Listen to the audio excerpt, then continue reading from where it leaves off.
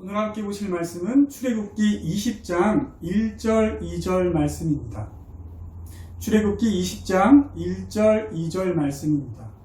하나님이 이 모든 말씀으로 말씀하여 이르시되 나는 너를 애굽 땅 종되었던 집에서 인도하여 낸 내 하나님 여호와니라.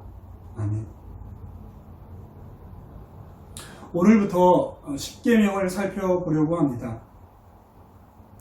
십계명에 대한 설교는 하이델베르크 요리문답을 중심으로 살펴보되 웨스트민스터 소요리 문답과 칼빈의 기독교 강요를 함께 살펴보는 방식으로 진행하겠습니다. 우리가 함께 배울 내용이 많으므로 다소 딱딱한 설교가 될까 염려스럽습니다. 조금은 딱딱한 음식도 소화할 수 있기를 바라며 십계명 주예를 시작합니다. 오늘 그 시작의 날로 십계명의 각 계명에 대한 주예를 살펴보기에 앞서 십계명을 포함한 율법을 하나님께서 우리에게 주신 이유를 살펴보려고 합니다. 하나님께서 우리에게 율법을 주신 목적을 살펴보기 위해서 먼저 하나님께서 우리를 만드신 목적을 살펴보겠습니다.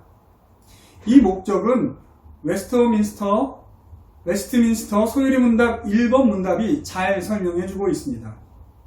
1문답입니다. 사람의 제일 되는 목적이 무엇인가? 사람의 제일 되는 목적은 하나님을 영화롭게 하는 것과 영원토록 그를 즐거워하는 것이다. 여러분, 하나님께서는 인간을 자신의 형상으로 창조하셨습니다. 칼빈 기독교 강요 1권 15장에서는 이렇게 말합니다.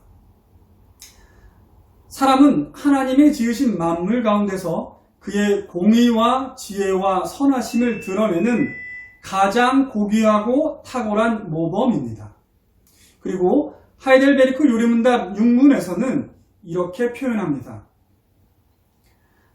하나님은 사람을 선하게 또한 그의 형상대로 곧 참된 의와 거룩함으로 창조하였습니다.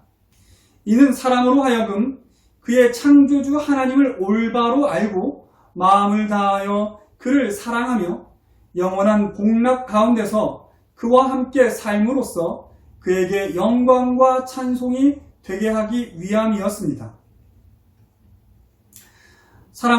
사람의 몸은 흙으로 지어졌습니다만 사람의 영혼은 무로부터 지음을 받았습니다. 그 영혼은 이성적이며 영적이며 불멸합니다. 하나님께서는 사람의 몸과 영혼을 창조하시고 그 둘을 연합시키셔서 이 연합을 통해서 한 인격을 이루도록 하셨습니다.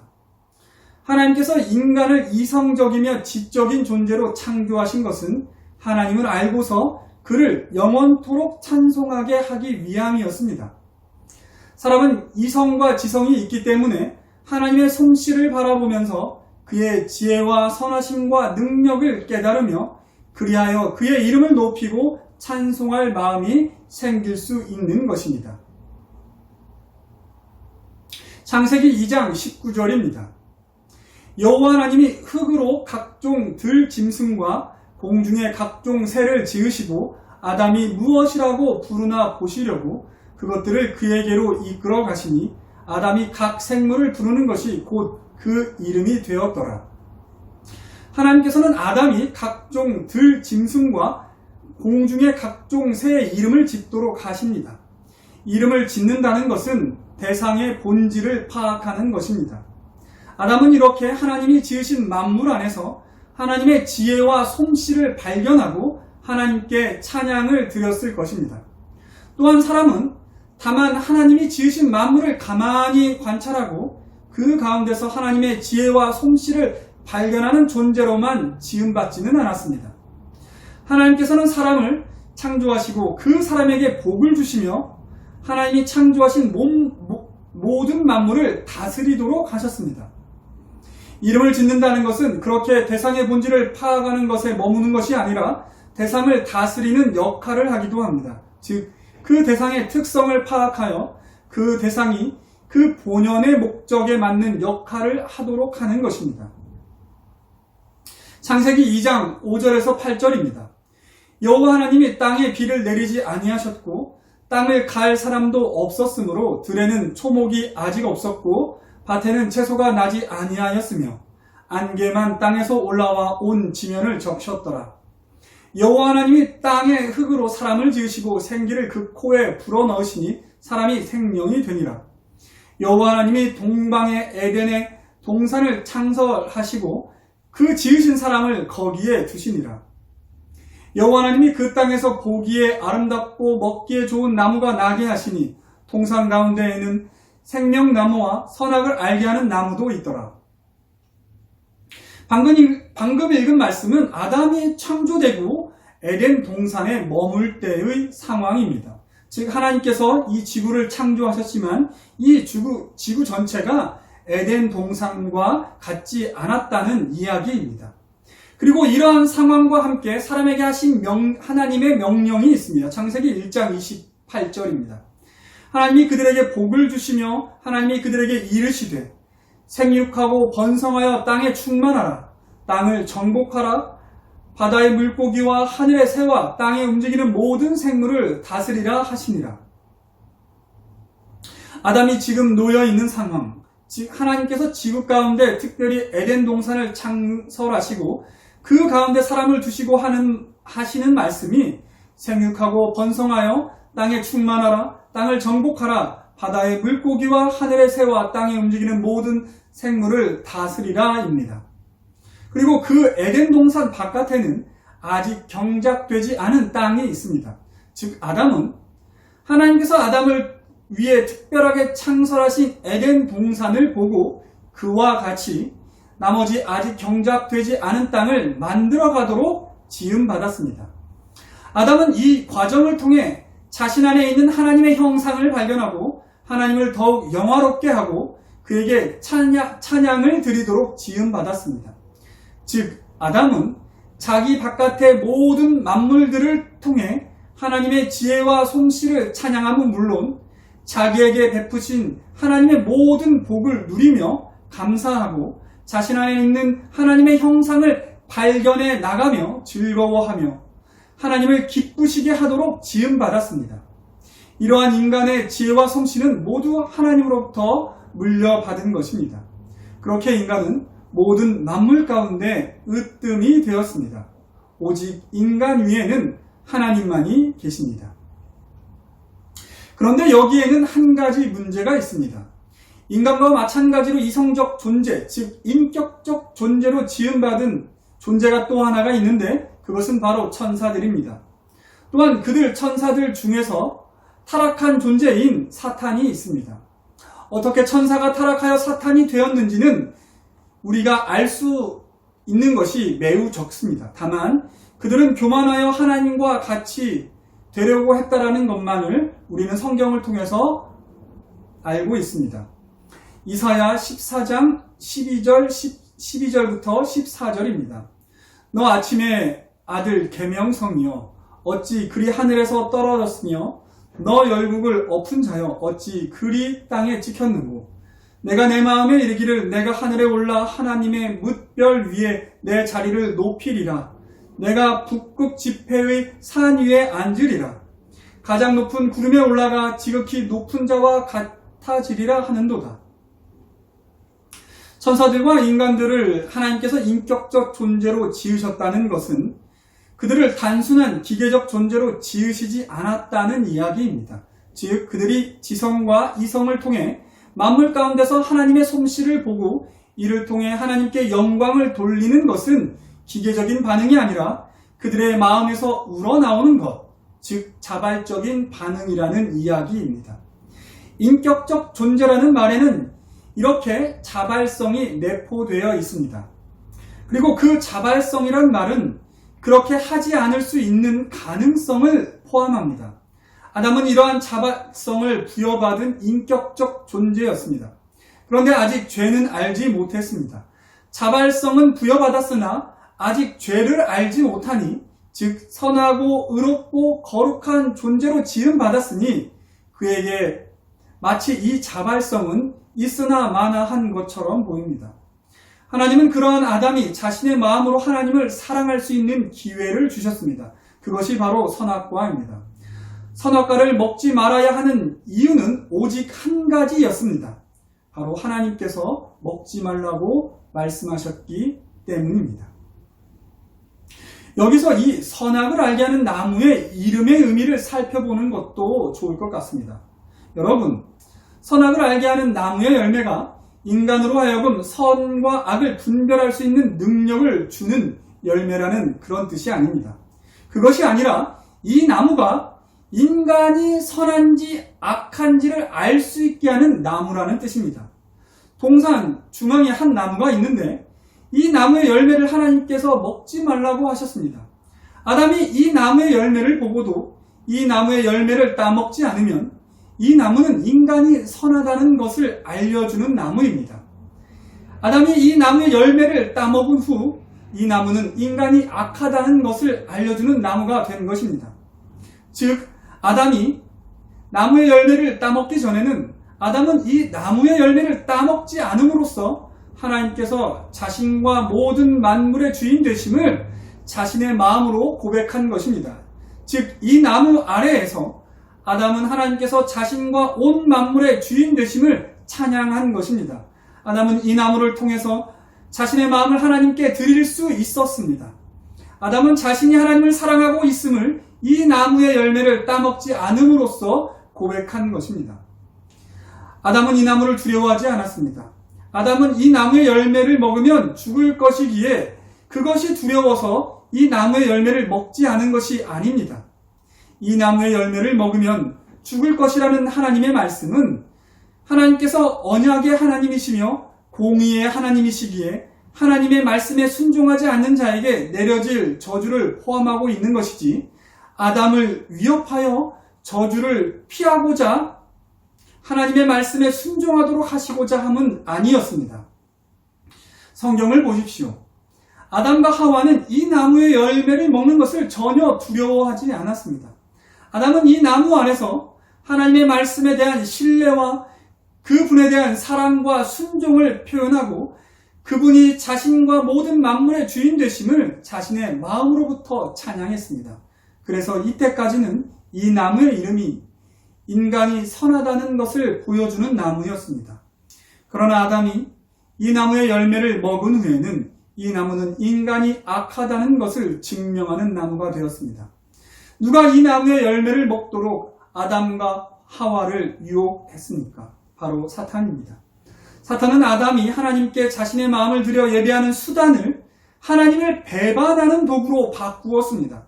사탄은 이를 위해 하나님께서 사람을 인격적인 존재로 지으신 것을 이용했습니다. 즉, 하나님을 사랑하고 신뢰하고 그에게 영광과 찬송을 드리는 인간 영혼 안에 있는 자발성을 사탄은 하나님을 배반하는 수단으로 바꾸어 버렸습니다. 그리하여 하나님의 말씀대로 인간에게 죽음이 임했습니다. 여기서 죽음의 의미를 설명하는 것이 좋을 것 같습니다. 여러분, 죽음은 소멸을 의미하는 것이 아닙니다. 우리가 흔히 접하는 죽음은 다름 아닌 영혼과 몸이 분리되는 것입니다. 우리의 영혼은 절대 소멸하지 않습니다. 하나님께서 우리의 영혼을 소멸하지 않는 존재로 만드셨습니다. 심지어 예수님을 믿지 않아 영원한 형벌에 처해질 사람들도 절대로 그들의 영혼이 소멸되지 않습니다. 그들은 소멸되지 않고 영원한 형벌을 받습니다. 즉, 죽음은 소멸이 아니라 연합이 끊어지는 것입니다. 영혼과 몸의 연합이 끊어지는 것을 육체적인 죽음이라고 하듯이 영적인 존재의 인간에게는 영적으로 하나님과의 연합이 끊어지는 것이 바로 죽음입니다. 아담은 이 열매를 먹는 순간 자기 자신이 하나님과 영적으로 연합이 끊어진 것을 알았습니다. 즉, 자신이 죽은 것을 발견했습니다. 그 증거가 무엇입니까? 자신의 영혼이 하나님과 끊어진 것을 알았기 때문에 더 이상 자신의 영혼 안에서 하나님을 느끼지 못했습니다.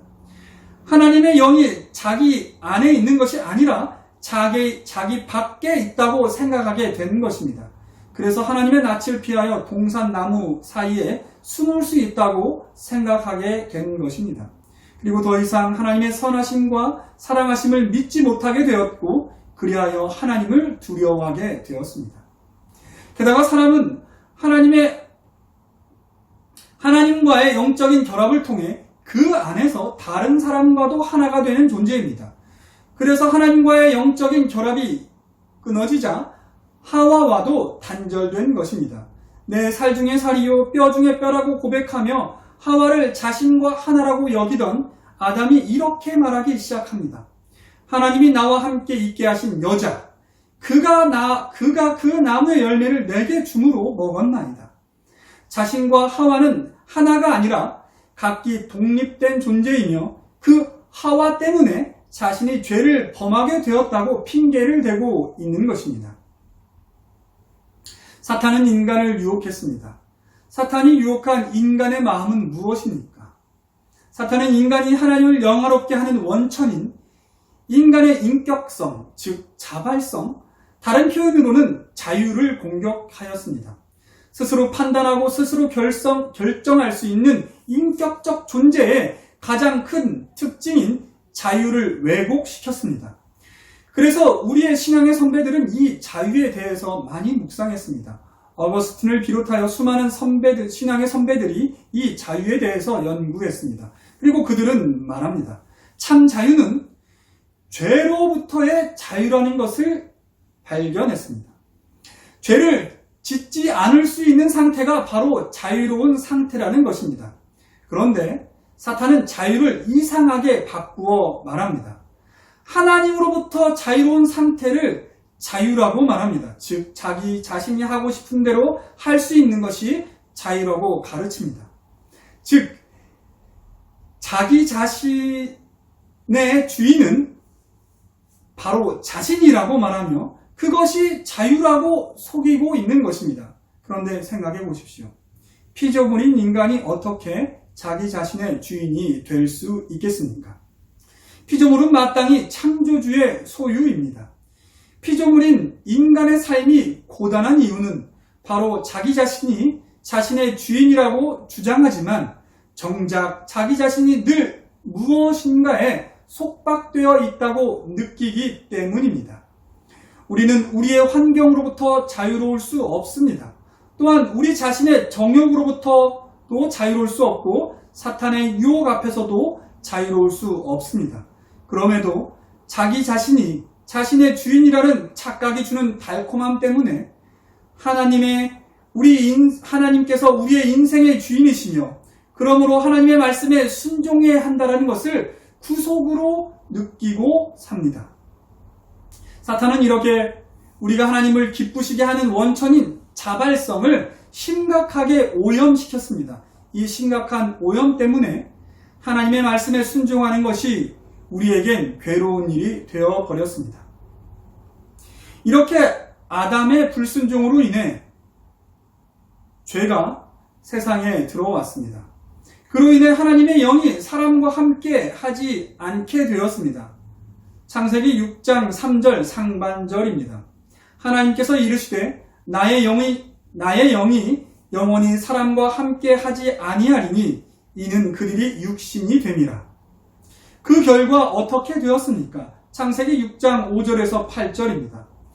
여호와께서 사람의 죄악이 세상에 가득함과 그의 마음으로 생각하는 모든 계획이 항상 악할 뿐임을 보시고 땅 위에 사람 지으셨음을 한탄하사 마음에 근심하시고 이르시되 내가 창조한 사람을 내가 지면에서 쓸어버리되 사람으로부터 가축과 기는 것과 공중의 새까지 그러하리니 이는 내가 그것들을 지었음을 한탄함이니라 하시니라. 그러나 노아는 여호와께 은혜를 입었더라. 8절까지 읽은 이유가 있습니다. 그러나 노아는 여호와께 은혜를 입었더라. 여러분, 하나님께서는 죄로 인하여 하나님의 영원한 진노 중에 멸망할 수밖에 없는 모든 사람들 가운데서 오직 하나님의 은혜로 노아를 구별하셨습니다. 그렇게 또한 아브라함을 구별하셨고 그렇게 그의 후손인 이스라엘 백성을 구별하셨습니다. 또한 그렇게 예수 그리스도를 믿어 구원을 얻은 사람들을 구별하셨습니다. 그들에게 오직 하나님의 은혜로 말미암는 구원을 선물로 주셨습니다. 이를 통해 하나님께서는 자신이 인간을 지으신 목적을 이어나가셨습니다. 예수 그리스도를 통하여 인간을 타락시킨 사탄을 정죄하시고 그로 말미암는 사망을 정복하시고 다시금 하나님의 영이 사람과 함께하는 길을 여셨습니다. 이로써 하나님의 공의와 사랑이 시간 안에서 완전히 실현되도록 하셨습니다. 하나님의 영원성은 시간 안에서의 영원성이 아닙니다. 하나님은 시간 밖에 계십니다. 그러나 인간은 시간 안에 있습니다. 인간의 영원히 불멸하는 존재라고 하더라도 인간은 시간 안에 있으며 인간의 영혼은 그 시작이 있습니다. 하나님에게는 인간의 시간 안에 일어나는 이 구원의 역사가 한순간입니다. 왜냐하면 시간 밖에 계시기 때문입니다. 즉 인간의 죄로 말미암아 하나님이 지으신 목적은 실패한 것이 아닙니다. 다만 시간 안에 존재하는 인간에게는 하나님께서 지으신 목적이 완성을 향해 나아가는 모양이 된 것뿐입니다. 하나님께는 이 모든 것이 처음부터 시간 밖에서 이미 이루어진 구원이고 이미 이루어진 완성입니다. 그렇게 오직 하나님의 은혜로 말미암아 하나님의 구원의 역사가 시작되었습니다. 하나님께서는 자신이 선택하신 백성을 예수 그리스도와 연합하도록 하셨고 예수 그리스도의 순종과 그의 고난을 통해 이룬 하나님의 의를 그와 연합된 백성들에게 전가하셨습니다. 그리하여 오직 하나님의 은혜로 말미암는 구원을 이루셔서 구원받은 모든 백성으로 하여금 다시금 하나님의 우리의 주인 되심을 고백하도록 하셨습니다. 그런즉 우리는 하나님으로부터 창조되었으니 하나님의 것이고 또한 예수 그리스도의 핏값으로 죄와 사망으로부터 다시 사신 바 되었으니 두 번 주님의 것이 되었습니다. 그래서 우리 중 누구도 우리 자신이 우리의 주인이라고 주장할 수 없습니다. 오늘 본문의 말씀을 이제야 살펴보게 되었습니다. 출애굽기 20장 1절과 2절입니다. 하나님이 이 모든 말씀으로 말씀하여 이르시되 나는 너를 애굽 땅 종 되었던 집에서 인도하여 낸 내 하나님 여호와니라. 즉 율법을 주시기에 앞서 하나님께서 우리를 지으신 분이신 것과 함께 우리를 구원하신 분이시라는 것을 다시 한번 우리에게 말씀하여 주고 있습니다. 십계명은 이스라엘 백성에게 주시는 하나님의 말씀입니다. 나는 너를 구원한 내 하나님이다. 즉 너는 내 거다. 너의 주인은 나다. 여러분, 이스라엘 사람들은 여기 이 십계명만을 율법이라고 하지 않습니다. 모세오경 전체를 율법이라고 부릅니다. 그러면 모세오경은 어떻게 시작합니까? 즉 창세기의 시작은 어떻게 됩니까? 태초에 하나님께서 천지를 창조하시니라. 즉 이 말은 무슨 말입니까? 나 하나님이 모든 만물을 만들었다. 심지어 이 시간까지도 내가 만들었다. 그러니 너희 모든 사람들과 너의 모든 역사도 다 내 거다. 내가 주인이다. 내가 알파와 오메가다. 여러분, 율법은 이렇게 하나님이 주인 되심을 가르쳐 줍니다. 복음은 바로 이것입니다. 우리의 존재와 우리의 시간과 우리의 모든 것이 다 주님의 것이다. 그리고 특별히 우리를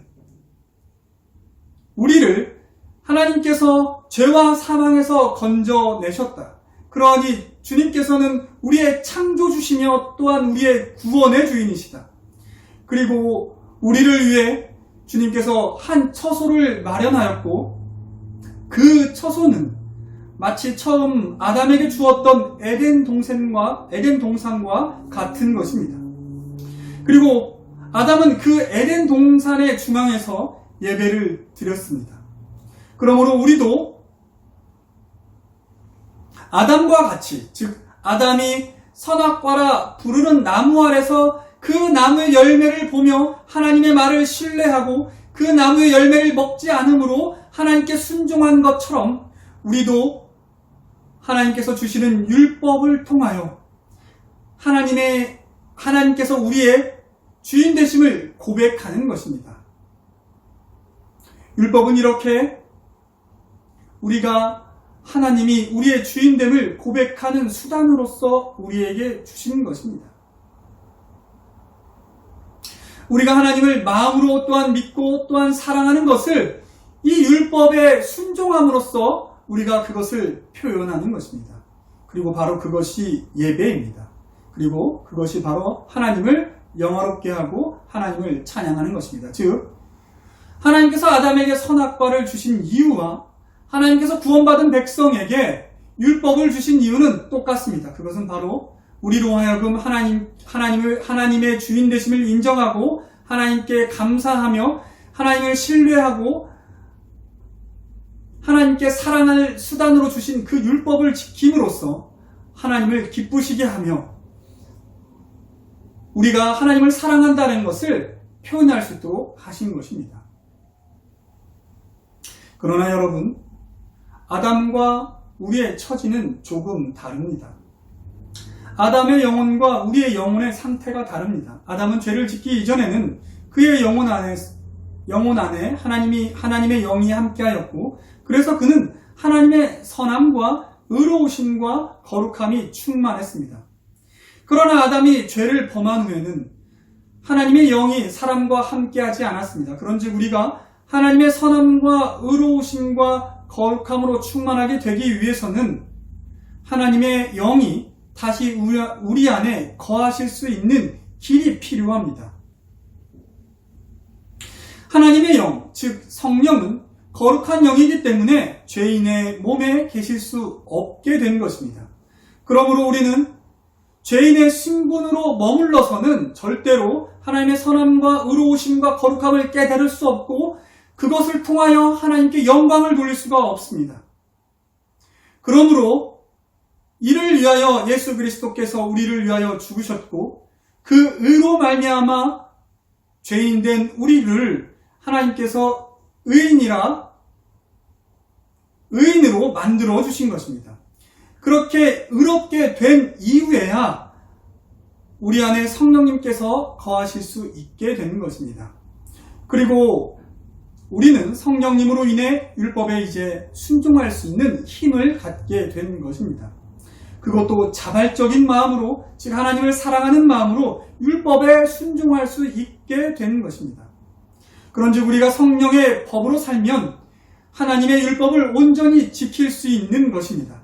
그렇게 다시금 우리에게 순종의 기회가, 하나님께 영광을 돌리는 기회가, 하나님의 성품을 알아갈 기회가, 하나님의 선함과 거룩하심과 영광스러움을 알아갈 기회가 생긴 것입니다. 그러나 죄를 짓기 이전에 아담과 우리가 다른 또 하나의 모습이 있습니다. 하나님께서 우리의 영혼을 새롭게 하셨지만 우리의 육체는 완전히 새로워지지 않았습니다. 게다가 우리를 둘러싼 이 세상은 아직은 세상의 악한 영들이 지배하는 세상입니다. 그래서 우리는 율법을 완전하게 지키지 못합니다. 즉 우리는 범죄하기 전에 아담보다는 못한 형편입니다. 우리가 구원받았음에도 불구하고 죄를 짓기 이전에 아담의 상태로 돌아가는 것은 아니라는 말씀입니다. 우리의 육신이 그러하며 또한 우리의 환경이 그러합니다. 우리가 앞으로 10계명의 각 계명을 자세히 살펴볼 텐데 그러면 더욱 확실하게 알게 될 것입니다. 우리가 10계명을 통해 하나님께서 우리에게 요구하시는 것이 무엇인지를 확실하게 알지 못하기 때문에 우리는 너무 쉽게 우리 자신이 10계명을 다 지키고 있다고 생각하기도 합니다. 하지만 전혀 그렇지 않다라는 것을 10계명을 통해 우리는 배우게 될 것입니다. 그러면 우리는 이러한 질문을 할 수밖에 없습니다. 왜 하나님께서는 우리가 완전히 지키지도 못할 율법을 우리에게 주셨을까요? 이에 대하여 하이델베르크 115문답은 이렇게 말합니다. 115문입니다. 이 세상의 삶에서 누구도 10계명을 완전히 지킬 수 없는데 하나님께서는 어째서 그 계명들을 그렇게도 엄격하게 선포하십니까? 답입니다. 첫째로 평생토록 우리의 죄악된 본성을 더욱더 알고 그리하여 그리스도 안에서 죄사함과 의를 더욱 진지하게 구하도록 하기 위함이며, 둘째로 이 세상의 삶이 끝난 후 그 완전의 목표에 이르기까지 하나님의 형상을 따라 더욱 새롭게 되게끔 끊임없이 수고하고 또한 성령께서 은혜를 베푸시도록 하나님께 기도하게 하기 위함입니다. 여러분, 오늘 살펴본 바와 같이 율법은 우리가 하나님을 사랑하는 방법을 하나님께서 친히 가르쳐 주신 것입니다. 율법은 우리를 인격적 존재로 지으신 하나님께서 우리 안에 자신의 영을 부어주시고 그 안에서 우리가 자발적인 마음으로 하나님을 사랑하고자 할 때 우리가 어떻게 하는 것이 하나님을 사랑하는 것인지를 좀 더 구체적으로 하나님께서 친히 가르쳐 주신 것입니다. 그러므로 율법의 용도가 몇 가지가 더 있지만 오늘 우리가 기억해야 할 것은 이것입니다. 예수 그리스도를 믿어 구원을 얻은 백성은 율법의 저주 아래에 있지 않습니다. 즉 우리는 율법을 두려움으로 지키는 것이 아닙니다. 우리가 율법에 순종하는 것은 두려움이나 어떠한 보상 때문이 아니라 하나님을 사랑하는 마음 때문입니다. 또한 율법을 하나님께서 우리에게 주신 것은 하나님께서 우리의 마음을 시험하라는 것이 아니라 우리를 또한 사랑하시기 때문입니다. 하나님께서 우리가 율법에 순종함으로 우리의 거룩함을 지켜가도록 하시기 위함입니다. 그 안에서 하나님의 선하심과 거룩하심과 영광스러움을 알도록 하시기 위함입니다. 그래서 우리의 신앙 선배들은 우리에게 있는 믿음, 소망, 사랑을 다음과 같이 우리의 신앙의 유산과 연결시켰습니다. 믿음은 사도신경이며 소망은 주기도분, 사랑은 십계명입니다. 여러분 앞으로 이어질 십계명 주회를 통해 왜 십계명이 사랑인지를 더 확실히 깨닫기를 소망하며 오늘의 설교를 마칩니다. 기도하겠습니다. 사랑이 많으신 하나님, 오늘은 특별히 하나님께서 우리에게 계명을 주신 이유를 살펴보았습니다. 그 계명을 지킴으로써 우리가 하나님을 우리의 주인 되심을 고백하고 하나님의 선함과 의로우심과 또한 영광스러움을 우리가 알아가도록 하기 위함임을 우리가 깨닫습니다. 우리가 하나님을 사랑하는 마음을 표현할 수 있는 방법으로 주신 것이 이 십계명, 즉 율법임을 우리가 배웠습니다. 하나님, 이렇게 우리가 이제 계명을 대할 때에 그 안에서 하나님의 사랑을 발견하게 하시고 이로써 또한 우리의 사랑의 표현의 방법을 발견하게 하여 주시옵소서. 그런즉 십계명을 떠올릴 때마다 하나님의 사랑과 하나님에 대한 우리의 사랑을 늘 생각하고 또한 감격해하는 우리 모두가 될 수 있도록 인도하여 주시옵소서. 모든 것을 예수님의 이름으로 기도드립니다. 아멘.